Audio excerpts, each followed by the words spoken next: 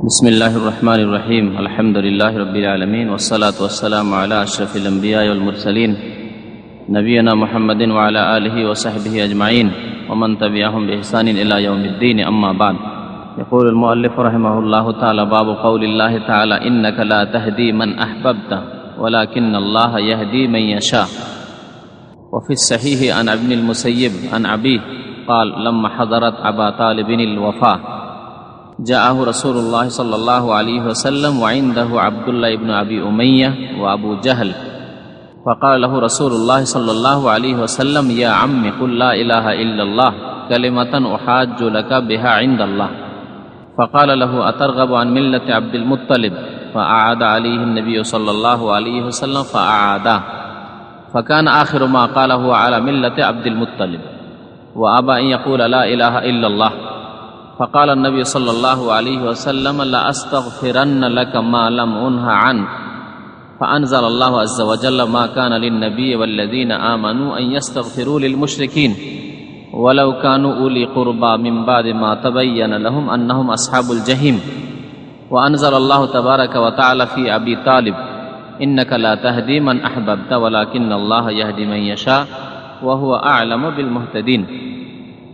মহান আল্লাহর সমস্ত প্রশংসা, যিনি হিদায়াতের মালিক, যিনি তার হিকমতে যাকে ইচ্ছা সৎপথ প্রদর্শনের জন্য তৌফিক দান করেন। দরুদ ও সালাম নাজিল হোক প্রিয় নবী মুহাম্মদ রাসূলুল্লাহ সাল্লাল্লাহু আলাইহি সাল্লামের প্রতি, যাকে পাঠানো হয়েছিল মানুষের জন্য সুসংবাদদাতা, সতর্ককারী, হাদি, হিদায়াত দানকারী, পথ প্রদর্শক হিসাবে। আল্লাহুম্মা সাল্লি আলাইহি আল্লাহুম্মা বারিক আলাইহি। আজকের দর্শ হচ্ছে আবু তালেবের মৃত্যুর ঘটনা এবং সেই সময় নবী করিম সাল্লাল্লাহু আলাইহি সাল্লাম যে শেষ দাওয়াত দিয়েছিলেন ইসলামের, সে সম্পর্কে, এবং সে অস্বীকার করেছিল। আল্লাহ রাব্বুল আলামিন এ সম্পর্কে আয়াত নাযিল করলেন কোরআনে কারিমে।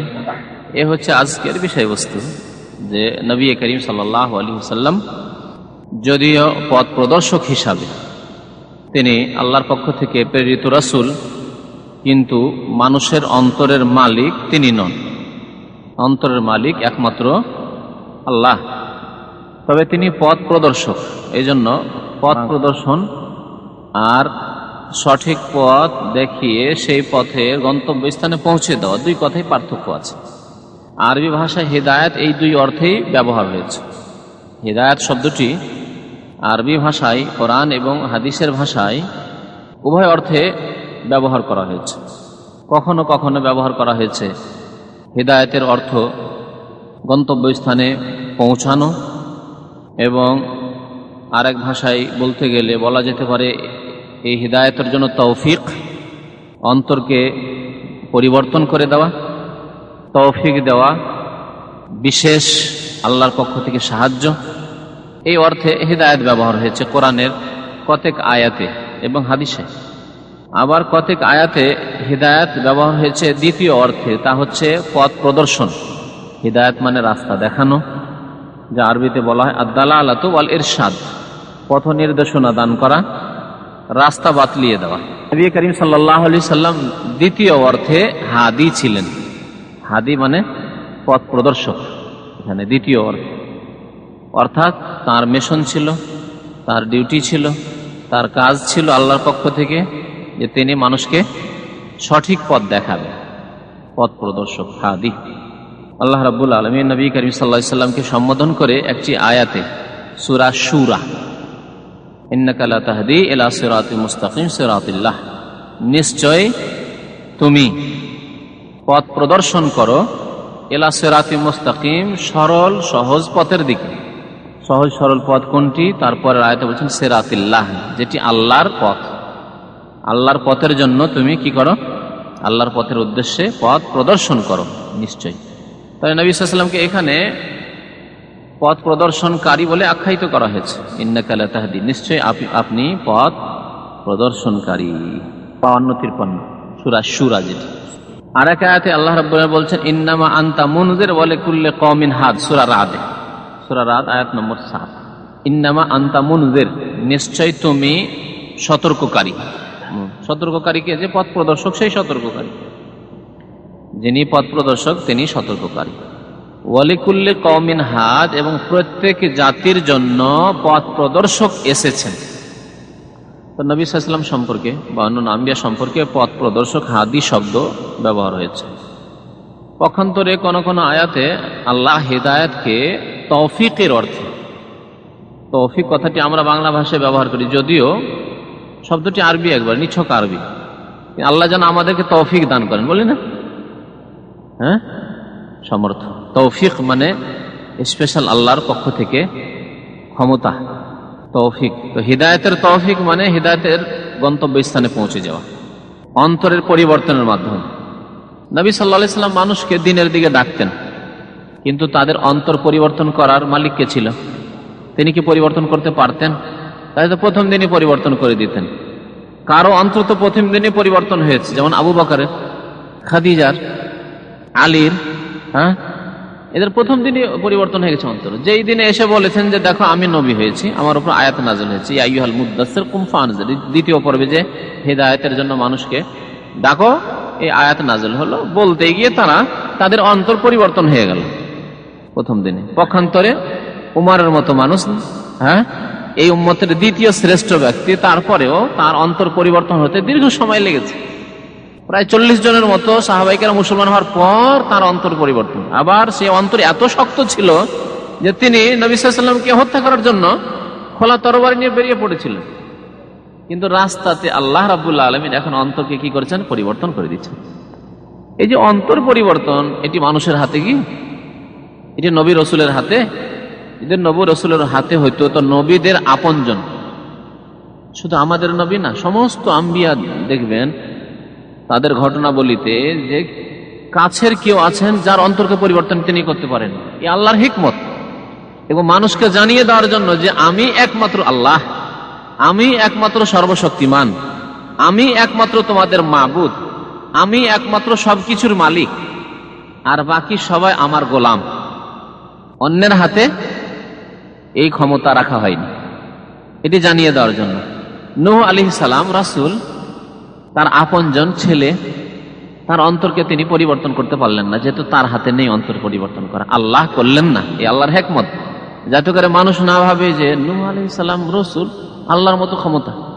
যেমন কবর মাজার পূজারীদের, জিলানি পূজারীদের আকীদা হচ্ছে যে আব্দুল কাদের জিলানি কোনো মতেই আল্লাহর এমন এক কোনো গুণ নেই যে গুণগুলি তার মধ্যে নেই, তাই না?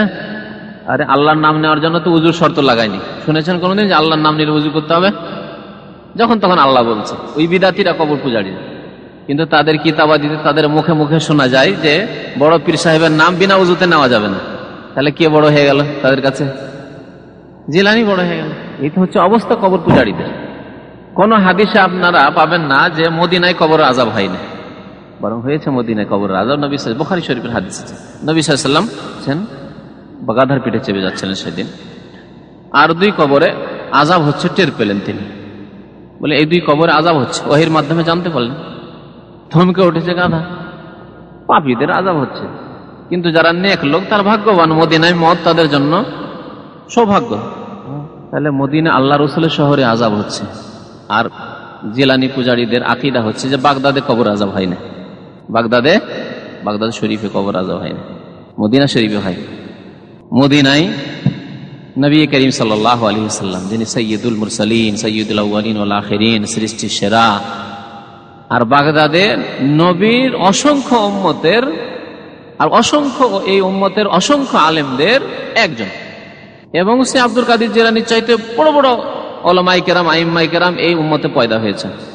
কি বলতে পারেন? আব্দুল কাদের জিলানী বড় ইমাম না ইমাম আবু হানিফা বড় ইমাম? আব্দুল কাদের জিলানী বড় ইমাম না ইমাম শাফি মালিক আহমদ বড় ইমাম? আব্দুল কাদের জিলানী বড় ইমাম না ইমাম বুখারী বড় ইমাম, আমিরুল মুমিনিন ফিল হাদিস, যার কিতাবের স্থান বুখারী শরীফের স্থান হচ্ছে কোরআনে কারীমের পরে? উম্মতের ইত্তেফাক রয়েছে, ঐক্যমত, কোনো দ্বিমত নেই যে কোরআনের পরে যে কিতাবের স্থান, সেই কিতাবটি হচ্ছে কি? জিলানির কোন কিতাবের স্থান আছে? তাহলে যারা এই আকীদা রাখে, বদ আকীদা, মুশরিকি আকীদা, যে বাগদাদ শরীফে কবর আযাব হয় না, তারা কাকে বড় করলো? রসুলকে বড় করলো না জিলানিকে বড় করলো? জিলানিকে বড় করলো। তো আল্লাহ রাব্বুল আলামিন নবীদের জীবনে এরকম কিছু রেখেছেন যে নিজের কাছের লোককে তিনি তার অন্তর পরিবর্তন করতে পারেননি। যাতে করে মানুষ ধোঁকা না খায় যে নবী মানে সবকিছুর মালিক তিনি। দেখেন নূহ আলাইহিস সালাম নিজের ছেলের মালিক না, ছেলের অন্তরের মালিক না, ছেলের অন্তরকে ফেরাতে পারলেন না, অসহায় সেখানে গিয়ে, কিছুই করার নাই, তার উপায় নেই। লূত আলাইহিস সালাম অনেকে হেদায়েত হলো কিন্তু নিজের স্ত্রীকে হেদায়েত করতে পারলেন না, ঠিক না? আল্লাহ, অসংখ্য মানুষ আজকে সারা পৃথিবীর এমন কোন দেশ নেই যেখানে মুসলিম নেই। কোটি কোটি মানুষ সঠিক পথ পেল নবী করিম সাল্লাল্লাহু আলাইহি সাল্লামের এই সত্য দাওয়াত পেয়ে। আপনজন, আপন চাচা, অত্যন্ত হিতাকাঙ্ক্ষী ব্যক্তি আবু তালেব, ছোট থেকে যিনি লালন পালন করেন নবী সাল্লাল্লাহু আলাইহি সাল্লামকে, তার অন্তরকে পরিবর্তন করতে পারলেন না, যাতে করে মানুষ বুঝতে পারে যে এই ক্ষেত্রে গিয়ে বান্দা অসহায়, নবীও অসহায়, তার ক্ষমতা আর চলছে না, সেখানে কোনো ক্ষমতা নেই, একমাত্র আল্লাহ রাব্বুল আলামিন একক ক্ষমতার মালিক। এ হচ্ছে তাওহীদ। এই তাওহীদের বিষয়ের সাথে সম্পর্ক আবু তালেবের ঘটনার আজকের দর্শের। এই জন্য আবু তালেবের ঘটনা এবং এই সম্পর্কে আয়াত লেখক নিয়ে এসেছেন কিতাবুত তাওহীদে, যে একত্ববাদের অন্তর্ভুক্ত হচ্ছে যে একমাত্র সার্বিক ক্ষমতার মালিক কে? আল্লাহ রাব্বুল আলামিন। কোন ব্যক্তিকে সমস্ত ক্ষমতা দেওয়া হয়নি। মানুষের ক্ষমতা বিভিন্ন রকমের রয়েছে, কারো কম কারো বেশি, কিন্তু সীমিত ক্ষমতা রয়েছে, অত্যন্ত সীমিত ক্ষমতা রয়েছে। ওয়া খুলিকাল ইনসানু যায়ীফা, মানুষকে অত্যন্ত দুর্বল, যায়ীফ করে সৃষ্টি করা হয়েছে। কত দুর্বল যে আবু তালেবকে হিদায়াত করতে পারলেন না, অন্তরের মালিক না, অন্তরকে পরিবর্তন করতে পারলেন না। ফাতেমা রাদিয়াল্লাহু তাআলা আনহাকে এই জন্য রাসূলুল্লাহ সাল্লাল্লাহু আলাইহি ওয়াসাল্লাম বলছেন, এই হাদিস এর আগে শুনেছি কয়েক সপ্তাহ আগে, ইয়া ফাতেমা বিনতে মুহাম্মদ, হে মুহাম্মাদের মেয়ে ফাতেমা, সালিনি মিন মালি মা শি'তি, তুমি যদি চাও আমার কাছে যা কিছু আছে ধন সম্পদ থেকে, তাহলে যা ইচ্ছা চাও, আমি তোমাকে যতটা পারি তা দেওয়ার চেষ্টা করবো। কারণ নিজের কাছে টাকা আছে, আপনি ইচ্ছা করলে আপনি দিতে পারবেন আপনার ছেলে মেয়েকে বা যে কোনো ব্যক্তিকে, ইচ্ছা করলে আপনি দিতে পারবেন, যেহেতু আপনার পকেটে আছে, আপনার কাছে আছে। লা আমলিকু লাকা মিনাল্লাহি শাইআ, আল্লাহর পক্ষ থেকে, আল্লাহর কাছ থেকে কিছু নিয়ে দেওয়ার ক্ষেত্রে আমি কিছুরই মালিক নই, কোনো কিছুর মালিক নই আমি। লা আমলিকু লাকা মিনাল্লাহি শাইআ, আল্লাহর পক্ষ থেকে আমি কোনো কিছুর মালিক নই। তোমার ঈমান আমল ঠিক থাকলে আল্লাহর কাছে পাবে, আর ঈমান আমল ঠিক না থাকলে তোমাকে আল্লাহর কাছ থেকে কিছুই নিয়ে দিতে পারবো না। স্পষ্ট তাওহীদ প্রতিষ্ঠা করতে হবে আমাদের সার্বিক ক্ষেত্রে, আকীদায়, কথায়, আমলে, চলাফেরাতে। আমাদেরকে বিশ্বাস রাখতে হবে একমাত্র সমস্ত ক্ষমতার মালিক আল্লাহ। তার মধ্যে একটি ক্ষমতা হচ্ছে হিদায়াত করা, কাকে সঠিক পথ আল্লাহ রাখবেন আর কাকে বিপথে চালিত করবেন, কে বিপথে যাবে, কে সঠিক পথে আসবে, কাকে স্পেশাল আল্লাহ তৌফিক দেবেন যে সে সহজেই হিদায়াত পেয়ে যাবে, প্রথম দিনেই পেয়ে যাবে, একটু অল্প মেহনতে পেয়ে যাবে। আবার একজনের পেছনে সারা জীবন মেহনত করলেন, তারপরেও মানে কুকুরের লেজের মতোই হয়ে গেল, তাকে সোজা করতেই পারলেন না আপনি, ঘি দিয়ে যতই মালিশ করেন কুকুরের লেজকে, আবার তারপরে কি হবে, আবার ওই বাঁকা, যে বাঁকা সেই বাঁকাই হয়ে যাবে, ওইরকমও থেকে গেল। ফেরাউন, কারুন, হামান, আবু জাহাল, আবুল হাব, ওইরকমই থেকে গেল। এইরকম অনেকেই আছে, আজকেও আছে, আপনার আমার আত্মীয় স্বজন অনেকেই থাকবে যে আপনি তার জন্য সারা জীবনটা আপনি এত পরিশ্রম মেহনত করলেন তাকে সঠিক দিনটা বুঝিয়ে দেওয়ার জন্য, শিরক বিদআত ছাড়াবার জন্য, তারপরেও পারলেন না। কিন্তু একজন লোক, হয়তো দূরেরই মানুষ, গ্রামের মানুষ, প্রথম দিন গিয়ে বললেন যে ভাই একটা কিতাব পড়েন, একটা ক্যাসেট নেন, সেই দিনই তার অন্তর খুলে গেল। কার পক্ষ থেকে? আপনার কোনো ক্ষমতা চলছে সেখানে? আপনার ক্ষমতা চললে আপনি নিজের টাকা পারতেন, নিজের আত্মীয়কে আগে পারতেন, কারণ সে আত্মীয় আপনাকে ভালোবাসে, আত্মীয় তার একটা সম্পর্ক আছে, তাকে পারলেন না, অন্যকে পারলেন না। এ হচ্ছে একমাত্র আল্লাহ রাব্বুল আলামিনের হাতে। তো যে কথাটি প্রথমে বলতে শুরু করেছিলাম যে হেদায়েত কোরআনে বা হাদিসে দুই অর্থে ব্যবহার হয়েছে। এক অর্থে নবী করিম সাল্লাল্লাহু আলাইহি ওয়াসাল্লাম হাদি অর্থাৎ পথ প্রদর্শক, আর আরেকটি অর্থ হচ্ছে হিদায়াত মানে গন্তব্যস্থানে পৌঁছে দেওয়া, তৌফিক দেওয়া, ইলহাম, অন্তরকে পরিবর্তন করে দেওয়া। এই অর্থে যখন হিদায়াত না হবে তখন কে মালিক এর? একমাত্র আল্লাহ, নবী এর মালিক নয়, মানে অন্তর পরিবর্তনের মালিক নবী নন, তৌফিকের মালিক নবী নন, গন্তব্যস্থানে পৌঁছে দেওয়ার মালিক নবী সাল্লাল্লাহু আলাইহি ওয়াসাল্লাম নন, বা অন্য কেউ নাই।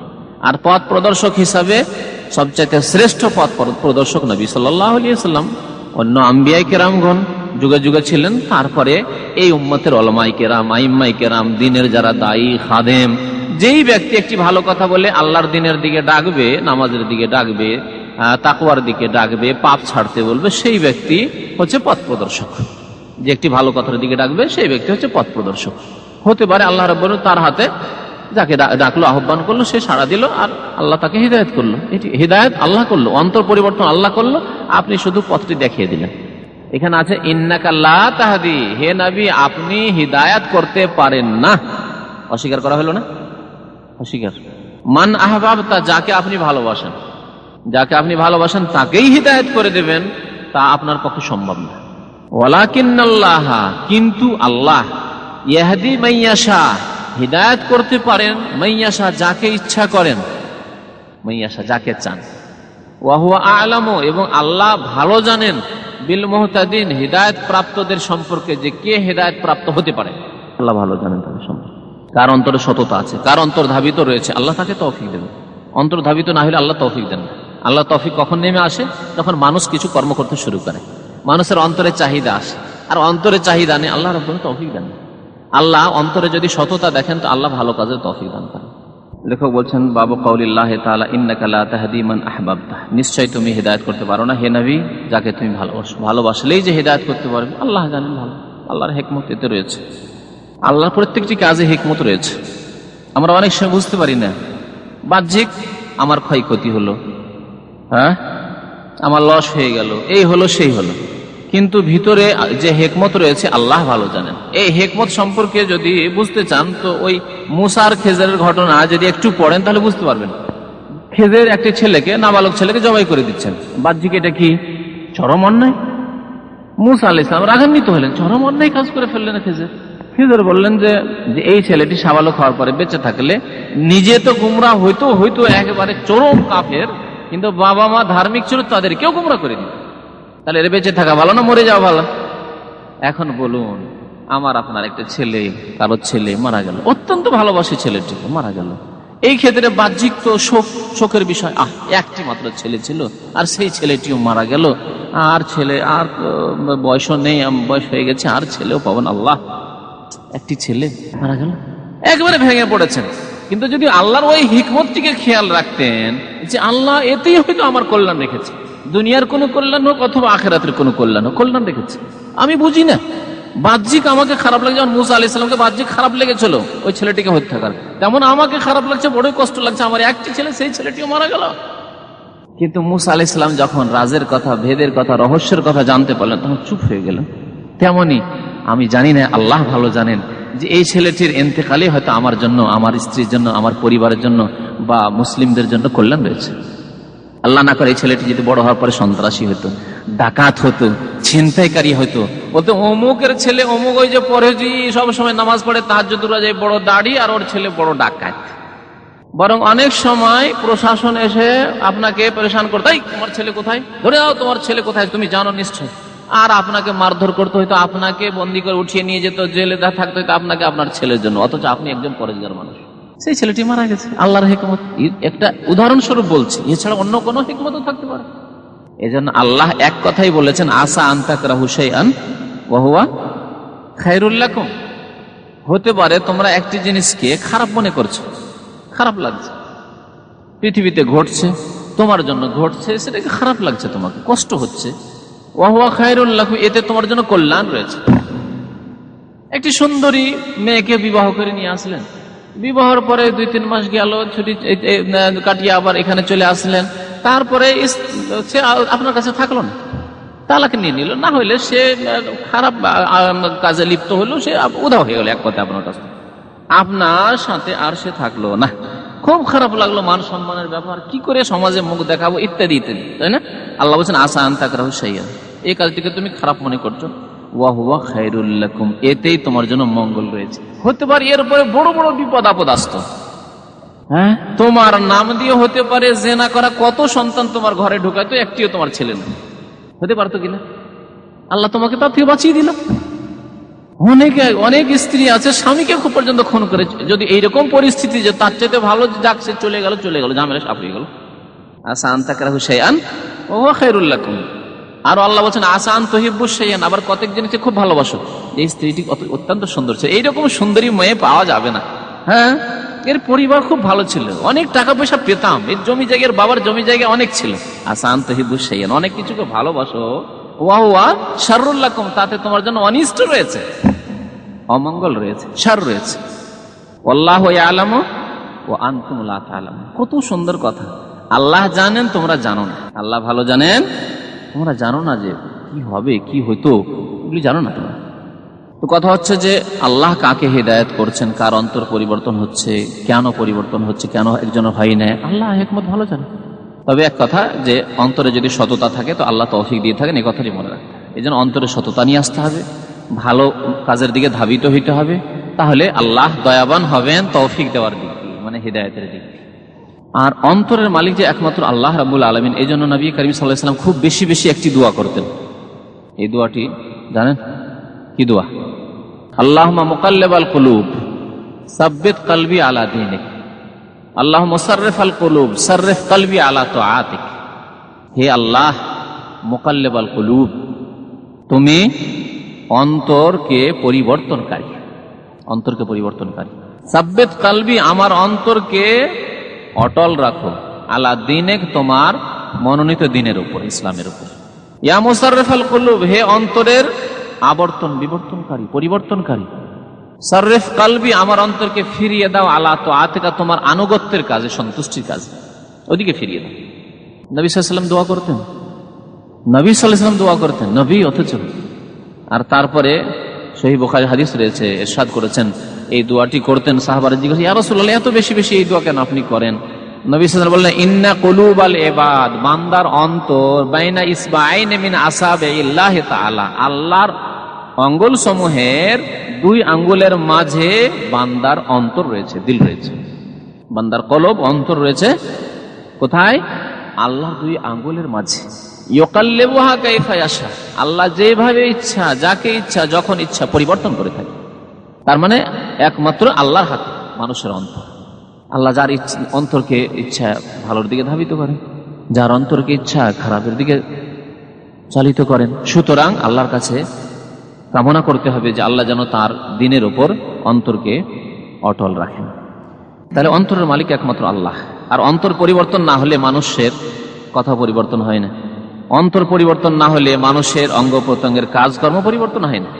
কারণ যে কাজগুলি আপনি করছেন, প্রথম কিন্তু অন্তর আপনাকে সিদ্ধান্ত নিতে বলছে এই কাজ করো, আপনাকে বলছে, আপনার জবানকে বলছে এই কথা বলো, আপনার অঙ্গ প্রত্যঙ্গ হাতকে বলছে এই কাজ করো, এদিকে হাত বাড়াও, পাকে বলছে এদিকে পা বাড়াও, আর চোখকে বলছে এদিকে দেখো, কানকে বলছে এই কথাগুলি শোনো। সব বলছে কে? আপনাকে, আপনার অন্তর। আর আপনার অন্তরকে আল্লাহ পরিবর্তন করেছে সেই জন্য। এই জন্য অন্তর আপনার কানকে যদি বলে দিনের কথা শোনো, ওয়াজ শোনো, বক্তব্য শোনো, সঠিক কথা শোনো, তাওহীদের কথা শোনো, দিনের কথা শোনো, কোরআন এবং হাদিসের সত্য নির্ভেজাল কথা শোনো, তাহলে আপনি ওইসব কথা শুনবেন। আর যদি আপনার কানকে এই অন্তর বক্রতার শিকার হয়ে যায়, আর অন্তর বলে যে গান শোনো, বাজনা শোনো, মিউজিক শোনো, অথবা ওই শিরক বিদাতি কথা শোনো, হ্যাঁ, ওই মাজার পূজারী বিদাতিদের বক্তব্য শোনো, তো সেদিকে চলে গেল। তো অন্তর যেদিকে মানে হ্যান্ডেল করে, যেদিকে ফেরায়, সেদিকে ফিরে আপনার অঙ্গ প্রত্যঙ্গ, আপনার জবান। এই জন্য নবী সাল্লাল্লাহু আলাইহি ওয়াসাল্লাম অন্তরের জন্য দোয়া করেছেন। অন্তরের মালিক একমাত্র আল্লাহ রাব্বুল আলামিন। অফিস সাহিহ বুখারীতে এই ঘটনা রয়েছে আবু তালেবের। অফিস সাহিহ আন ইবনুল মুসাইয়িব, সহিহ বুখারীতে রয়েছে ইবনুল মুসাইয়িব থেকে, মানে সাঈদ ইবনুল মুসাইয়িব থেকে। সাঈদ ইবনুল মুসাইয়িব তাবেঈনদের একজন, এবং তাকে বলা হয় সাইয়্যিদুত তাবেঈন, শ্রেষ্ঠ তাবেঈ তিনি, সাইয়্যিদুত তাবেঈন। সাঈদ বিন মুসাইয়িব রাহমাতুল্লাহি আলাইহি, তার পিতা সাহাবী মুসাইয়িব। এই মুসাইয়িব থেকে বর্ণনা করছেন কি, লাম্মা হাদারাত আবু তালেবিনিল ওয়াফাত, আবু তালেবের যখন ওয়াফাতের সময় আসলো, ওয়াফাত মানে মৃত্যুর সময় আসলো, আবু তালেবের যখন মৃত্যুর সময় আসলো, যা আহু রাসূলুল্লাহ সাল্লাল্লাহু আলাইহি ওয়াসাল্লাম, রাসূলুল্লাহ সাল্লাল্লাহু আলাইহি ওয়াসাল্লাম তখন উপস্থিত হলেন। তার আগেও সকাল বিকাল দিনের কথা বলতেন, দাওয়াত দিতেন, কিন্তু মানত না। নবী সাল্লাল্লাহু আলাইহি ওয়াসাল্লাম আশা ছেড়ে দেননি, নিরাশ হয়ে যাননি, পরিশ্রম মেহনত করাও বাদ দিয়ে দেননি, চালিয়ে যাচ্ছেন। মনে করলেন শেষ মুহূর্তে অনেক সময় মানুষের অন্তরে পরিবর্তন আসে, অন্তর নরম হয়ে যায়, তো হতে পারে শেষ মুহূর্তেও যদি আল্লাহ হিদায়াত করে দেয়, কলমাটি সে বিশ্বাস করে পড়ে নেই, তাহলেই সে মুক্তি পেয়ে যাবে, আল্লাহর কাছে কমপক্ষে শাফাত করতে পারবো তার জন্য। কলেমা না থাকলেও তার শাফাত করে, মুশরিকের জন্য শাফাত নেই, গত সপ্তাহে শাফাতের দর্শ হয়েছে। তো নবী করিম সাল্লাল্লাহু আলাইহি ওয়াসাল্লাম উপস্থিত হলেন, যা আহু রাসূলুল্লাহ সাল্লাল্লাহু আলাইহি ওয়াসাল্লাম ওয়া ইনদাহু আব্দুল্লাহ ইবনে আবি উমাইয়া ওয়া আবু জাহল। আগে থেকে আবু তালেবের নিকটে আব্দুল্লাহ বিন উমাইয়া কাফের, আব্দুল্লাহ বিন আবি উমাইয়া কাফের, আর আবু জাহাল কাফের, দুই কাফের নেতা এসে বসে আছে, আগে থেকে এরা বসে আছে। মৃত্যু মুহূর্তে দুই কাফের নেতা দুই দিকে এসে বসে আছে। এর দ্বারা কি জানতে পারা গেল? যে সৎ সঙ্গীদের সাথে থাকলে ভালো কাজের আল্লাহ তৌফিক সহজে দেন, আর খারাপ সঙ্গী কিন্তু খারাপ করে দেন। এই খারাপ সঙ্গীগুলি আবু তালেবের না থাকলে হয়তো তার অবস্থা অন্যরকম হইতে পারত। আবু জাহাল সাথে, এই আব্দুল্লাহ বিন আবি উমাইয়ার সাথে, আবু লাহাব সাথে, এরা যদি পরামর্শদাতা হয় তাহলে তার অবস্থায় কি হইতে পারে? আর তাদের যদি পরামর্শ নেই। এই জন্য প্রত্যেক মুসলিমকে খারাপ সঙ্গী ত্যাগ করতে হবে। খারাপ সঙ্গী ত্যাগ করতে হবে সার্বিক দিক থেকে, দুটি একটি ক্ষেত্রে নয়। আপনার রুমের ক্ষেত্রে যথাসাধ্য খারাপ সঙ্গী ত্যাগ করতে হবে। মানে যে রুমে থাকছেন, আপনি যদি স্বেচ্ছায় থাকে, বাধ্য না করা হয় আপনার কোম্পানি বা আপনার প্রতিষ্ঠানের পক্ষ থেকে, তাহলে আপনি খারাপ সঙ্গীদের সাথে আপনি বাসা নেবেন। খাওয়ার ক্ষেত্রে জায়েজ একটি মাসলা। আর আপনার যে ক্ষতি সাধন করবে, এরা আগুন দিয়ে জ্বালিয়ে দিবে, পুড়িয়ে দিবে। সবাই একটা ছোট উদাহরণ দিচ্ছি, নামাজের কথাটা পরে বলছি। ছোট উদাহরণ দিচ্ছি, আপনার সঙ্গীরা যারা আপনার সাথে খাওয়া দাওয়া করে বা থাকে, সবাই যদি সিগারেট বিড়ি খায় আর একাই আপনি শুধু বিড়ি সিগারেট না খান, তো খুব বেশি সম্ভাবনা আছে শয়তান আপনাকে গোমরাহ করে দেবে, ঈমান আপনার দুর্বল করে দিবে। এরা তো সবসময় দিনে 5টা 7টা 10টা 20টা 2-4 প্যাকেট খাচ্ছে, আমি একটা খেয়ে দিই কেমন লাগে। অনেক যুবকরা এইভাবে কিন্তু বিড়ি সিগারেট অভ্যস্ত হয়। প্রথম দিকে বলে একটা সবাই খাচ্ছে কেমন লাগে, জীবনে একবার দেখি টেস্ট করে।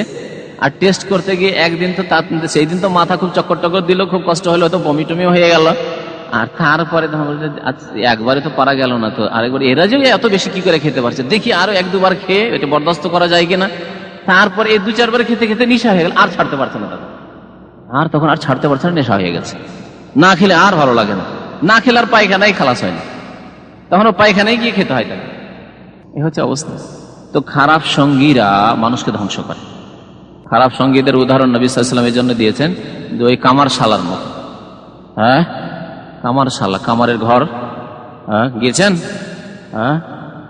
ওই আপনার লাঙ্গলের ফাল টাল এসব পুড়াতে যায় যে চাষি লোকেরা, তো ওখানে গিয়ে বসে থাকলেও কিছু ধোঁয়া তো খেবেন। আপনি যদি নিজে কালি স্পর্শ নাও করেন, ময়লা স্পর্শ না করেন, ধোঁয়া খেতে হবে। আর কাপড় চোপড় ময়লা আবর্জনা হবে, খারাপ হবে, কিছু তো হবেই। পক্ষান্তরে আপনি যদি আতরের দোকানে বসেন, নবী সাল্লাল্লাহু আলাইহি ওয়াসাল্লাম এই উদাহরণ দিয়েছেন যে সৎসঙ্গীদের উদাহরণ হচ্ছে যে একজন লোক আতর বিক্রি করে, তার কাছে গিয়ে উঠা বসা করে না। আতরের দোকানে যদি একটু উঠা বসা করেন, তোর সাথে পরিচিতি না হলেও একটু করে দেবে, ভাববে যে কাস্টমার হয়তো নেবে, 5টা দিলে একটা হয়তো পছন্দ হবে, একটু করে দেবে, একবার এই হাতে দিল, একবার এই হাতে দিল, হ্যাঁ এই করে দিলেও যদি নাও কেনেন একটু পাবেন, আর নাও যদি দেয় তারপরে একটু সুগন্ধি পাবেন। আতরের দোকানে একটা আতরের সেন্ট আসবে। কথা হচ্ছে যে সার্বিক ক্ষেত্রে সৎসঙ্গী খুঁজতে হবে। এইরকমই টেলিফোন যোগাযোগের ক্ষেত্রে আপনার কাছে মোবাইল আছে, আর মোবাইলের লিস্টে দেখেন তো যে কয়জন বেনামাজির টেলিফোন নম্বর, মোবাইল নম্বর আছে, আর কয়জন নামাজির আছে। এই ক্ষেত্রে আপনি আপনার সঙ্গীগুলি সৎ না অসৎ আপনি বিবেক বিবেচনা নিজেই করতে পারবেন। আমরা অনেকে এরকম আছি যে যারা খেয়াল করি না, দুনিয়ার স্বার্থে টেলিফোন নম্বর রেখেছি, মোবাইল নম্বর রেখেছি, অথচ দেখা যাচ্ছে এদের 100টি নম্বরের মধ্যে 10টি লোকও নামাজ পড়ে না। তাহলে কেন এরা সঙ্গী আপনার বন্ধু? এদের সাথে কেন টেলিফোন যোগাযোগ? কেন এদের আপনি মোবাইল নম্বর রেখেছেন? কি স্বার্থ আপনার? আপনি এই দুনিয়ার জন্য বেঁচে আছেন? এই দুনিয়া তো আপনার কর্মক্ষেত্র, যে সৎকর্ম করবেন, সুন্দর করবেন আপনার আমল, তাহলে আপনি গিয়ে জান্নাত হাসিল করতে পারবেন। তাহলে এখানেও সৎসঙ্গী খুঁজতে হবে। টেলিফোন ডায়েরির ক্ষেত্রে, টেলিফোন ডায়েরি সে মোবাইলের ডায়েরি হোক আর ওই নোটবুকের ডায়েরি হোক, টেলিফোন ডায়েরি তো সৎ লোকদের টেলিফোন থাকে। আপনি যখনই সৎ হলেন, হয়তো অসৎ ছিলেন, তখন অসৎ লোকদের নম্বর ছিল, টেলিফোন নম্বর ক্যান্সেল করেন, ডিলিট করেন, আর ওই ভালোদের নম্বর ঢোকান। দেখেন যে ভালো লোকেরা, ধার্মিক লোকেরা কে কে আছে, ওদের নম্বর ঢোকান। ভাই আপনার সাথে একটু যোগাযোগের নম্বর আছে কি? কারণ এরা আপনাকে কি করবে? উৎসাহিত করবে দিনের প্রতি আমল করার জন্য। এরা আপনাকে ফজর নামাজের জন্য উৎসাহিত করবে, এরা আপনাকে তাহাজ্জুদ পড়ার জন্য উৎসাহিত করবে, এরা আপনাকে দিনের দর্শে হাজির হওয়ার জন্য উৎসাহিত করবে। ভাই শুক্রবারে কেন আসেননি আপনি? এই ভাই গত মঙ্গলবারে আপনাকে দেখিনি কেন? উৎসাহিত করবে। ওদের নম্বরগুলি থাকলে আপনার কাছে, বা আপনার নম্বরটি তাদের কাছে থাকে। বিবাহ শাদীর ক্ষেত্রে ভালো সঙ্গী খুঁজতে হবে, ভালো পরিবারে গিয়ে বিয়ে করতে হবে, ধার্মিক পরিবারে, ধার্মিক মেয়েকে বিয়ে করতে হবে। আবু তালেবের সঙ্গীগুলো দেখছেন, আব্দুল্লাহ বিন আবি উমাইয়া আর আবু জাহালের মতো কাফের আগে থেকে বসে আছে, ছাড়ছে না সাথ। কারণ তারা জানছে যে মুহাম্মদ সাল্লাল্লাহু আলাইহি ওয়াসাল্লামের সাথে অত্যন্ত গাঢ় সম্পর্ক আবু তালেবের। আজীবন আবু তালেব নবী সাল্লাল্লাহু আলাইহি ওয়াসাল্লামকে কোনো কষ্ট দিতে দেয়নি কাফেরদের। যদি আমরা কোনো সময় সাথ ছেড়ে দিই তাহলে মোহাম্মদ সাল্লাল্লাহু আলাইহি ওয়াসাল্লাম এসে একে কলমা পড়িয়ে দিবে, আরে কলমা পড়িয়ে দিলে দিয়ে তো আমাদের বাপদাদা পূর্বপুরুষের ধর্ম ছেড়ে দেবে। এই জন্যই এরা 24 ঘন্টা ডিউটি করছে। এই কাফের আবু জাহাল আর আব্দুল্লাহ বিন আবি উমাইয়া ডিউটিতে লেগে আছে বিভ্রান্ত করার জন্য আবু তালেব। তারপরেও রাসূলুল্লাহ সাল্লাল্লাহু আলাইহি ওয়াসাল্লাম ওই কাফেরদের সামনে, আবু জাহাল আব্দুল্লাহ বিন আবি উমাইয়াদের সামনেই গিয়ে চাচাকে বললেন, ইয়া আম্মে, হে চাচা। ফাকাল লাহু রাসূলুল্লাহ সাল্লাল্লাহু আলাইহি ওয়াসাল্লাম বললেন, হে চাচা, কুল লা ইলাহা ইল্লাল্লাহ, বলুন আল্লাহ ছাড়া কেউ সত্য মাবুদ নেই, আল্লাহ ছাড়া কেউ বারহাক মাবুদ নেই। লা ইলাহা ইল্লাল্লাহর তরজমা মনে রাখবেন ভালো করে। লা ইলাহা ইল্লাল্লাহ মানে লা ইলাহা হাক্কুন। এখানে খবর মাহজুফ আছে। আরবি গ্রামার যারা নাহু বুঝেন, লা ইলাহা, লা এর ইসিম হচ্ছে ইলাহ আর খবর হচ্ছে হাক্কুন। এখানে উজ্জ আছে। আরবিতে অনেক শব্দ উজ্জ থাকে, বিভিন্ন ভাষাতেও থাকে, আমাদের ভাষাতেও আছে, বিভিন্ন ক্ষেত্রে উজ্জ থাকে। ভাই আজকে কে আসেনি যদি জিজ্ঞেস করি আপনাদেরকে, তখন বলছেন আব্দুর রহমান, মাহমুদ। আসেনি কথাটি বললেন, তো আসেনি এটি উজ্জ আছে কিনা? তো এইরকম উজ্জ আরবি ভাষাতেও অনেক আছে। তো এইখানে লা ইলাহা হাক্কুন ইল্লাল্লাহ, আল্লাহ ছাড়া, ইল্লাল্লাহ আল্লাহ ব্যতীত, আল্লাহ ছাড়া, আর লা ইলাহা হাক্কুন সত্য মাবুদ নেই, আল্লাহ ছাড়া সত্য মাবুদ কেউ নেই।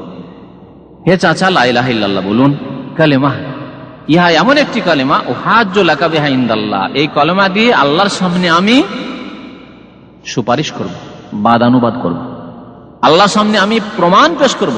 হুজ্জত মানে প্রমাণ, হাজ এই হুজ্জত থেকে, হুজ্জত মানে দলিল, প্রমাণ। আমি আল্লাহর সামনে প্রমাণ পেশ করব যে আমার চাচা এই কালেমা লা ইলাহা ইল্লাল্লাহ শেষ মুহূর্তে পড়েছে আর তারপরেই মারা গেছে, আর নামাজ পড়ার সুযোগ পায়নি আল্লাহ। কারণ নামাজ পড়ার সুযোগ পেলে নামাজ পড়তে হবে না। একটি লোক নামাজ পড়ার সুযোগ পেল না, সে সোজা জান্নাতে যাবে শেষ মুহূর্তে। কিন্তু কখন শেষ মুহূর্ত হচ্ছে কারো জানা আছে কি? কেউ যদি এই আশায় বসে থাকে যে শেষখানে অন্তর থেকে, একেবারে খালেস অন্তর থেকে লা ইলাহা ইল্লাল্লাহ পড়ে নেব, হ্যাঁ, আর নামাজ পড়লো না, এই আশা নিয়ে বসে থাকে, আর রাত্রে যেমনই ঘুমিয়েছে আর ফজর পড়বে না এই নিয়তি ঘুমিয়েছে, কারণ সময় তো এখন আছে, বয়স তো 30 হইলো, আর হঠাৎ করে রাত্রে হার্ট অ্যাটাক হয়ে মারা গেল, কাফের হয়ে মারা গেল না? তাহলে এরকম থাকা যাবে? গুনার অবস্থায়, কুফরির অবস্থায়, বেনামাজি অবস্থায় কি আর জীবন যাপন করা যাবে? না, কখনো না। যে সময়টুকু সাথে আছে সুন্দর হইতে হবে, সুন্দর মুসলিম হইতে হবে, খাঁটি মুসলিম হইতে হবে। উহাজ্জু লাকা বিহা ইনদাল্লাহ, এই কালেমা আল্লাহর সামনে আমি দলিল, প্রমাণ স্বরূপ আমি পেশ করব। ফাকালা লাহু, আবু জাহাল আর আব্দুল্লাহ বিন আবি উমাইয়া, দ্বিবচন, ফাকালা দ্বিবচন আছে, এই দুইজনে তাকে বলল, কাকে? আবু তালেব। এই দিক থেকে আল্লাহ রাসূল ইসলামের দাওয়াত দিচ্ছেন, লা ইলাহা ইল্লাল্লাহ কালেমার দাওয়াত দিচ্ছেন, আর এই দুইজন দাওয়াত দিচ্ছে কিসের? আতারগাবু আন মিল্লাত আব্দুল মুত্তালিব। ভয় হয়ে গেছে যে ভাতিজার কথা শুনে শেষখানে এমনটা না এই যে কলেমা পড়ে নাই, চট করে এরা বলছে যে আতারগাবু আন মিল্লাত আব্দুল মুত্তালিব, তোমার বাবা আব্দুল মুত্তালিব এত ব্যক্তি সম্পন্ন ব্যক্তি, সম্ভ্রান্ত ব্যক্তি, আর মক্কার নেতা, আর তার ধর্মকে ছেড়ে দিয়ে তুমি নতুন ধর্ম অবলম্বন করবে? আতারগাবু মানে তুমি কি বিমুখ হয়ে যাবে, ফিরে যাবে? আন মিল্লাতে আব্দুল মুত্তালিব, আব্দুল মুত্তালিবের ধর্ম থেকে, মিল্লাত মানে ধর্ম। ফাআদা আলাইহিন নবী সাল্লাল্লাহু আলাইহি ওয়াসাল্লাম, নবী সাল্লাল্লাহু আলাইহি ওয়াসাল্লাম আবার পুনরাবৃত্তি করলেন, রিপিট করলেন, যে আম্মে, হে চাচা, কুল লা ইলাহা ইল্লাল্লাহ, লা ইলাহা ইল্লাল্লাহ বলুন। কাফের দাওয়াত দিচ্ছে বাতিল ধর্মের, পুতুল পূজার, শিরকের। আবু জাহাল আর আব্দুল্লাহ বিন আবি উমাইয়া, নবী সাল্লাল্লাহু আলাইহি ওয়াসাল্লাম বলছেন কুল লা ইলাহা ইল্লাল্লাহ, চাচা বলুন লা ইলাহা ইল্লাল্লাহ। ফাআদা, এরা আবার ওই শয়তানি দাওয়াত দিল, আবার এরা দাওয়াত দিল যে আতারগাবু আন মিল্লাত আব্দুল মুত্তালিব, বাবা আব্দুল মুত্তালিবের ধর্ম ছেড়ে দিবেন আপনি? এটা হইতে পারে? কেমন কথা হলো? সারা জীবন ধরে আপনি বাপদাদার ধর্মের উপর থাকলেন, পূর্বপুরুষের ধর্মের উপরে, আর শেষখানে এই কাজ করবেন? না, এরকম ভুল কাজ করা ঠিক হবে না আপনার। ফাকান আখিরু মা কাল, শেষখানে, আখিরু মা কাল, শেষ কথাটি আবু তালেব যা বললেন তা কি ছিল? হুয়া আলা মিল্লাতি আব্দুল মুত্তালিব। আল্লাহ রাসূলকে বলছেন, ভাতিজা তোমার কথা আর রাখতে পারলাম না, হুয়া আলা মিল্লাতি আব্দুল মুত্তালিব, এতদিন যখন বাপের ধর্মের উপর কাটাই দিলাম, তো আর এই ধর্ম ছাড়বো না, থাক, আব্দুল মুত্তালিব ধর্মের উপরে আমি মারা যাই। হুয়া আলা মিল্লাতি আব্দুল মুত্তালিব। ওয়া আবা আন ইয়াকুলা লা ইলাহা ইল্লাল্লাহ, অস্বীকার করল লা ইলাহা ইল্লাল্লাহ বলা, লা ইলাহা ইল্লাল্লাহ বলতে অস্বীকার করল, নিরাশ করে দিলেন রাসূলুল্লাহ সাল্লাল্লাহু আলাইহি ওয়াসাল্লাম। আরবরা আরবি ভাষা সুন্দর বুঝতেন, তাদের মাতৃভাষায় কোরআন নাযিল হয়েছে। যদি লা ইলাহা ইল্লাল্লাহ বলার অর্থ আবু তালেব শুধু এই কথাই বুঝতেন যে বাস এই কলেমাটুকু বলতে হবে, একটা মন্ত্র, আর এই মন্ত্রটা পড়ে নিলে, জপে নিলে হয়ে গেল, তাহলে তার আপত্তি ছিল কিছু? তাহলে তারা মাতৃভাষায় কোরআন নাযিল হয়েছে, কালেমা নাযিল হয়েছে, তারা বুঝতেন যে লা ইলাহা ইল্লাল্লাহ বলা মানে আমাকে এসব দেবী দেবতা পুতুল প্রতিমা সব ধ্বংস করে দিতে হবে, আর একমাত্র আল্লাহর তাওহীদের বাণী উচ্চারণ করতে হবে। সেই জন্য অস্বীকার করেছে। যদি শুধু তার কাছ থেকে এই কলেমাটি তলব করা হইতো তাহলে অসুবিধা কি, ভাতিজাকে রাজি করে দিই কলেমাটি পড়ে, 10 সেকেন্ডের ব্যাপার না, ভালো করে বুঝতে। কিন্তু আজকাল অনেক মুসলিম কলেমা লা ইলাহা ইল্লাল্লাহ বুঝলো না, লা ইলাহা ইল্লাল্লাহ জিকিরও করে আর কবরে সেজদাও করে, লা ইলাহা ইল্লাল্লাহ জিকিরও করে আর কবরে খাসি মোরগও জবাই করে, লা ইলাহা ইল্লাল্লাহ জিকির করে আর গায়রুল্লাহর আস্তানায় গিয়ে ওরসের মেলাও লাগে, লা ইলাহা ইল্লাল্লাহ জিকির করে আর ছেলে মেয়ে না হলে গিয়ে ধর্ণা দেয় তখন পীর বাবার কাছে যে পীর বাবার সন্তান সন্ততি দেবে, আর রোগ বালা মুসিবত হলে তখন গিয়ে আরোগ্য কামনা করে গিয়ে ওই পীর বাবার কাছে মাজারে গিয়ে।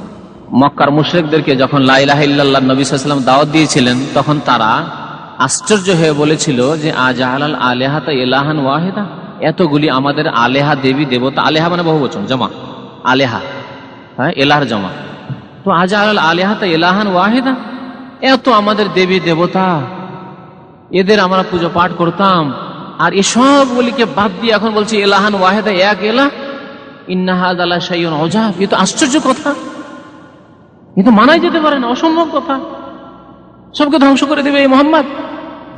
তাহলে তারা বুঝতে কলেমা লা ইলাহা ইল্লাল্লাহ বলা মানে সমস্ত দেবী দেবতা প্রতিমা পুতুল কবর মাজার সবকে ধ্বংস করে দাও। কিন্তু এক শ্রেণীর লোকেরা কলেমার কথাও বলে, কলেমার জিকিরও করে, আর কবর মাজার পূজা হচ্ছে তাতে তাদের মাথা ব্যথা না। অনেকে তো এটাকে ধর্ম বলে পালন করে, আর অনেকে ধর্ম বলে তারা না মানলেও পালন না করলেও নীরব থাকে। এরা যখন বুঝতে পারবে তখন ছাড়বে। শুধু এখন তাদেরকে নামাজ পড়াও, দাড়ি ছাড়াও আর জিকির করাও, এগুলি করালে ধীরে ধীরে যখন বুঝতে পারবে নেগেটিভটা বলতে হবে না, শুধু পজিটিভ বলো, করো করো করো করো বলো, আর করিও না বলিও না, মানে এতে কি হবে, ঘৃণা ছড়াবে। তাদের যুক্তি জানেন, যদি মানে এটা করো না এটা করো না তাহলে ঘৃণা ছড়াবে। অথচ আল্লাহ কলেমাতে প্রথম না বলেছেন, প্রথম না তারপরে হ্যাঁ, তাই না? লা ইলাহা এটা হচ্ছে না, আর ইল্লাল্লাহ হচ্ছে হ্যাঁ, না বাতিলকে অস্বীকার করো তারপরে হ্যাঁ করো, তাহলে কাজ দিবে। সেকেন্ড হ্যান্ড কম্পিউটার, আর তাতে কি না কি ভরে রেখেছে, একবারে মেমোরি ফুল হয়ে আছে, আর তারপরে যদি আপনি ভালো ভালো কিছু ভরেন আসবে? মেমোরি তো আজে বাজে আলফাল ভাইরাস এফেক্টেড কত দিয়ে ভর্তি হয়ে আছে, তাহলে ওই অবস্থায় কি কম্পিউটার রাখা যাবে না? ক্লিন করে নিয়ে আসতে হবে, কম্পিউটার ওয়ার্কশপ থেকে ক্লিন করে নিয়ে আসতে হবে যাতে করে কোনো ভাইরাস আগের না থাকে, তারপরে ভালো জিনিস ঢুকাইতে হবে আপনার। এখন সেভ করেন তাহলে কাজ হবে। এরা হচ্ছে ওই ভাইরাস এফেক্টেড, বিদাতপন্থী, কবরপন্থী, মাজারপন্থী, এরা পীরপন্থী, এরা হলো ভাইরাস এফেক্টেড। এতগুলি ভাইরাস এদের মগজে ঢুকে আছে, ওর মধ্যে কি আল্লাহ এবং রাসূলের কথা ঢুকছে, তাওহীদের কথা ঢুকছে, সুন্নতের কথা, সহিহ হাদিসের কথা ঢুকছে, বুখারী শরীফের কথা ঢুকছে, বুখারী শরীফের আলোকে নামাজ পড়তে পারছে না। যাই হোক, অস্বীকার করলো, আবু তালেব মারা গেল। ফাকাল নবী সাল্লাল্লাহু আলাইহি ওয়াসাল্লাম, নবী সাল্লাল্লাহু আলাইহি ওয়াসাল্লাম বললেন, আস্তাগফিরুন্না লাকা মা লা মুনহা আনকা, অবশ্যই আপনার জন্য আমি আল্লাহর কাছে মার্জনা কামনা করব। আবেগে আল্লাহ যদি মানা না করে, নিষেধ না করে, তাহলে আপনার জন্য আমি আল্লাহর কাছে ক্ষমা চাইব। এত সাহায্য সহযোগিতা করলেন, কি করে আপনাকে ভুলে গেল? আস্তাগফিরুন্না লাক, আল্লাহর কসম করে বলছি অবশ্যই আপনার জন্য আমি আল্লাহর কাছে মার্জনা কামনা করে ইস্তেগফার করব। মা লা মুনহা আনকা, যতক্ষণ আমাকে আপনার সম্পর্কে নিষেধ না করা হবে, যতক্ষণ নিষেধ না করা হবে। এই যে ওয়াদা করে দিলেন নবী সাল্লাল্লাহু আলাইহি ওয়াসাল্লাম, এ সম্পর্কে কিন্তু আল্লাহ বিধান নাজেল করেন এর আগে। যদি বিধান নাজেল থাকতো তাহলে আল্লাহ রাসূল সাল্লাল্লাহু আলাইহি ওয়াসাল্লাম এই কাজ করতেন না। কারণ এই ঘটনা কোনখানকার? মদিনা না মক্কার? মক্কার ঘটনা। আর মক্কাতে তো অধিকাংশ মাসলা মাসাইল নাজেল হয়নি। উপরের অবস্থায় কোনো মানুষ মারা গেলে তার জন্য দোয়া করা যাবে না, এই একটি মাসলা, শরীয়তের মাসলা। এই মাসলাটি নবী সাল্লাল্লাহু আলাইহি ওয়াসাল্লামের উপর ওহীর দ্বারা এখনো নাজেল হয়নি। এই আবু তালেবের ঘটনায় নাজেল হচ্ছে এই আয়াত, সূরা তওবার আয়াত। কি আয়াত? মা কানা লিন নবী ওয়াল্লাযীনা আমানু আন ইস্তাগফিরু লিল মুশরিকিনা ওয়ালাউ কানু উলি কুরবা। নবীর জন্য জায়েজ নয়, আল্লাহ বলছেন মা কানা লিন নবী, নবীর জন্য জায়েজ নাই। ওয়াল্লাযীনা আমানু, এমনকি মুসলিমদের জন্য জায়েজ নাই, নবীর জন্যও জায়েজ না, আর কোন মুসলিমের জন্য, মুমিনের জন্য জায়েজ নাই। আন ইস্তাগফিরু লিল মুশরিকিন, কি জায়েজ নাই? যে মুশরিকের জন্য, পত্তলিকের জন্য, কবর পূজারীর জন্য, মারা গেছে ওই অবস্থায়, তার জন্য ইস্তেগফার করবে, আল্লাহর কাছে মার্জনা কামনা করবে। কাফেরের জন্য, অমুসলিমের জন্য মার্জনা কামনা করবে। ওয়ালাউ কানু উলি কুরবা, যদিও নিকট আত্মীয় হোক না কেন। উলি কুরবা, নিকট আত্মীয়। একজন নতুন মুসলমান হয়েছে, আর তার মা কুফরের অবস্থায় মারা গেল, বাবা কুফরের অবস্থায় মারা গেল, ভাই কুফরের অবস্থায় মারা গেল, তাদের জন্য দোয়া করবে। না, সে মুমিনের জন্য জায়েজ নয়, যেমন নবীর জন্য জায়েজ নয়, মুমিনের জন্য জায়েজ নয় আইয়াস্তাগফিরু লিল মুশরিকিন, যে মুশরিকের জন্য দোয়া করবে যে আল্লাহ তাকে মাফ করে দেন, ওয়ালাউ কানু উলি কুরবা, যদিও আত্মীয় হোক না কেন। মিন বাদে মা তাবায়্যানা লাহুম, এই কথা স্পষ্ট হয়ে যাওয়ার পর কি, যে আন্নাহুম আসহাবুল জাহিম, এরা জাহান্নামী, এরা জাহান্নামী, এই কথা স্পষ্ট হয়ে যাওয়ার পর। জাহান্নামী স্পষ্ট কখন হয়? যে দিন কুফরের অবস্থায় মারা গেল তখন। মুসলিমদের ক্ষেত্রে কিচ্ছু বলা যাবে না, জান্নাতি না জাহান্নামী আল্লাহ ভালো জানে, কারণ বাহ্যিক সে মুসলিম, কিন্তু তার ভিতরের অবস্থা কি ছিল। এই জন্য জান্নাতের সার্টিফিকেট দেওয়া আমাদের কাজ নেই, আর জাহান্নামের সার্টিফিকেট দেওয়া আমাদের কাজ নেই। তবে খুব বেশি বলা গেলে ইনশাআল্লাহ জান্নাতি, বা দোয়া করেন, এখন বাহ্যিক মুসলিম, আল্লাহ যেন জান্নাতবাসী করে, আল্লাহ যেন গুনাহ খাতা মাফ করে, কিন্তু সে জান্নাতি সে জাহান্নামী এরকম কিছু বলার ইখতিয়ার আমাদের নেই, নিষেধ করা হয়েছে। নবী সাল্লাল্লাহু আলাইহি সাল্লামের কোন এক সাহাবী উসমান বিন মাযউন, মদিনায় আসার পরে প্রথম ব্যক্তি যিনি মারা গেছেন উসমান বিন মাযউন মারা গেলেন। তখন একজন মন্তব্য করছে যে খুব সুন্দর মানুষ ছিলেন তিনি, এত ভালো মানুষ, আর জান্নাতে যাবেন তিনি। নবী সাল্লাল্লাহু আলাইহি ওয়াসাল্লাম চট করে বাধা দিলেন এই কথা, তুমি কি করে জানলে সে জান্নাতে? এই কথা কেউ বলবে না, জান্নাতে যাবেন হয়তো তিনি, কিন্তু তোমার কোথা থেকে এই ইলম আসলো যে সে জান্নাতে না জাহান্নামে? সুতরাং জান্নাত জাহান্নামে পাঠানো মুসলিমদের সম্পর্কে এরকম কোনো মন্তব্য করা যায় না। পক্ষান্তরে কুফরের অবস্থায় যে মারা গেল তার সম্পর্কে বলা যাবে যে সে জাহান্নামে বলা যাবে, কারণ তার জন্য দোয়া করা যাবে না, কারণ সে কুফরের অবস্থায় মারা গেছে স্পষ্ট। এই জন্য আল্লাহ বলছেন মিন বাদে মা তাবায়্যানা, স্পষ্ট হয়ে যাওয়ার পর যে সে জাহান্নামী। স্পষ্ট কখন হবে? যখন দেখা যাবে যে কুফরের অবস্থায় সে লোকটি মারা গেল। আর যতদিন মারা যায়নি ততদিন দোয়া করা যেতে পারে যে আল্লাহ তাকে হিদায়াত করো। সূরা তাওবার আয়াত নম্বর 113 এই আয়াতের মাসলা হচ্ছে কি, যে অমুসলিম কাফের বা মুশরিক যে শিরিক করে মারা গেল তার জন্য আল্লাহর কাছে ক্ষমা চাওয়া জায়েজ নয়, আল্লাহ নিষেধ করেছেন। আর বিশেষ করে আবু তালেব সম্পর্কে আল্লাহ রাব্বুল আলামিন আয়াত নাযিল করলেন, ওয়া আনজালাল্লাহু তাবারাকা ওয়া তাআলা ফি আবি তালেব, আবু তালেব সম্পর্কে আল্লাহ এই আয়াত নাযিল করলেন, ইন্নাকা লা তাহদি মান আহবাবতা, নিশ্চয় হে নবী আপনি হিদায়াত করতে পারেন না, মানে গন্তব্যস্থানে পৌঁছে দিতে পারেন না, অন্তর পরিবর্তন করতে পারেন না, তৌফিক দিতে পারেন না, এইগুলো অর্থ। পথ প্রদর্শন করতে পারেন না এই কথা বলা যাবে না, কেন তিনি তো পথ প্রদর্শন করছেন। আবু তালেবকে তো মৃত্যুর ওই সময় গিয়েও তো বললেন যে লা ইলাহা ইল্লাল্লাহ বলেন, কুল লা ইলাহা ইল্লাল্লাহ, চাচা একটু লা ইলাহা ইল্লাল্লাহ বলেন, আপনার জন্য এই নিয়ে আমি আল্লাহর সামনে দলিল পেশ করবো, প্রমাণ পেশ করবো। তাহলে তো পথ তো প্রদর্শন করলেন। তাহলে অর্থ কি করবে? ইন্নাকা লা তাহদি, নিশ্চয় হে নবী আপনি কি করতে পারেন না, হিদায়াতের তৌফিক দিতে পারেন না, অন্তর পরিবর্তন করে দিতে পারেন না, গন্তব্য স্থানে হিদায়াতের পৌঁছে দিতে পারেন না। মান আহবাবতা, যাকে ভালোবাসেন তাকেই। ওয়ালাকিন্নাল্লাহ, তবে আল্লাহ, ইয়াহদি মান ইয়াশা, যাকে ইচ্ছা হিদায়াত দান করেন, ওয়া হুয়া আ'লামু বিল মুহতাদিন, সূরা কাসাস আয়াত নম্বর 56। তো এই ছিল আজকের দর্শ আবু তালেব সম্পর্কে। আবু তালেব সম্পর্কে নবী করিম সাল্লাল্লাহু আলাইহি ওয়াসাল্লাম কি বলেছেন? সবচাইতে হালকা আযাব হবে আবু তালেব। কি হালকা আযাব হবে? হ্যাঁ, আগুনের 2 জুতা পরানো হবে, ইয়াগলি মিনহুমা দিমাগুহু, মাথার খুলি মগজ টকবক করে ইয়াগলি ফুটতে থাকবে, ফুটন্ত অবস্থা। এ হচ্ছে সবচেয়ে হালকা আযাব।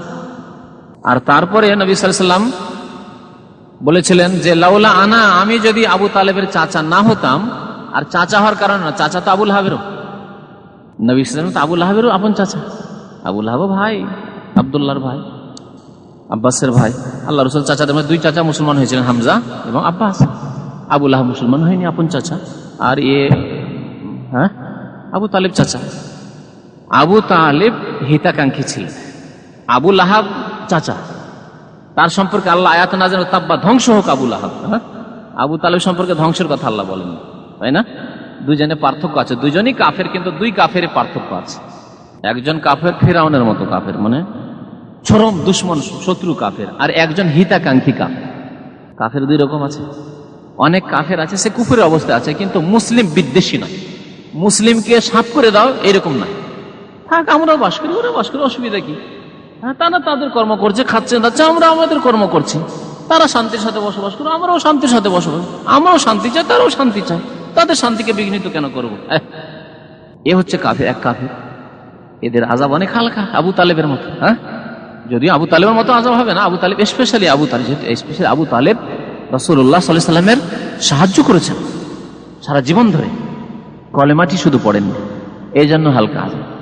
আর আরেক কাফের আবু লাহাবের মতো, ফিরআউনের মতো, কারণের মতো, চরম বিরোধী, বিদ্বেষী, ইসলাম বিদ্বেষী, মুসলিম বিদ্বেষী, ইসলামকে বরদাস্ত করতে পারে না, ইসলামিক শিক্ষাকে বরদাস্ত করতে পারে, মুসলিমকে বরদাস্ত করতে পারে না। মুসলিম দেশকে বরদাস্ত করতে পারে না। এরা আবু লাহাবের মতো। তো আল্লাহ রাব্বুল আলামিন হিদায়াতের মালিক। ওয়া সাল্লাল্লাহু আলা নবিয়িনা মুহাম্মদ ওয়া আলা আলিহি ওয়া সাহবিহি আজমাইন।